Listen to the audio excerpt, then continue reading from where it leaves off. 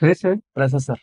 Sir రీసెంట్‌గా ED enforcement directorate Kerala chief minister ఇంకొక ఇద్దరికి కూడా KIIFB Kerala infrastructure investment fund board విషయంలో షోకాజ్ నోట్ జారీ చేసింది కదా సార్.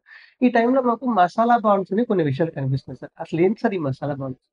సో బేసిక్‌గా ఇక్కడ ఏం జరుగుతుందంటే, ఒక ఇండియన్ ఎంటిటీ ఫారెన్ మార్కెట్‌లో ఫండ్స్ రైజ్ చేసే ఒక మెకానిజమే మసాలా బాండ్.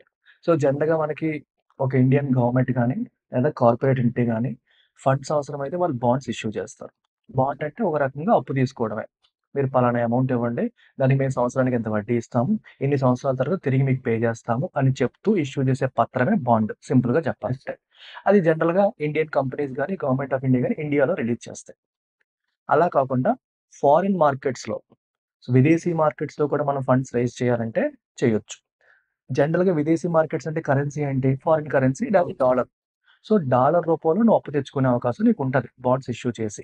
కానీ డాలర్ రూపంలో అప్పు తీసుకుంటే రిస్క్ ఏంటి? నువ్వు తిరిగి డాలర్స్‌లోనే పే చేయాలి. అవును సార్. ఈలోపు డాలర్‌తో పోలిస్తే రూపీ బాగా పడిపోయిందనుకో, నువ్వు బాగా ఎక్కువ పే చేయాల్సిన పరిస్థితొస్తది. బర్డెన్ ఎక్కువైపోతుంది. అందుకోసమని మసాలా బాండ్స్‌ని తీసుకొచ్చారు. సో, మసాలా బాండ్ స్పెషాలిటీ ఏంటంటే, ఇది ఫారెన్ మార్కెట్‌లో ఇండియన్ ఎంటిటీ ఇండియన్ రూపీ డినామినేషన్‌లో ఇష్యూ చేసే bond. Okay. So, Indian entity issue చేస్తుంది. ఇండియన్ రూపీ డినామినేషన్‌లోనే ఇష్యూ చేస్తుంది. కానీ ఫారిన్ మార్కెట్‌లో ఇష్యూ చేస్తుంది. సో, ఈ పర్టిక్యులర్ కేరళ ఆర్గనైజేషన్ ఫారిన్ మార్కెట్‌లో ఈ రూపీ డినామినేటెడ్ బాండ్స్‌ని ఇష్యూ చేసింది.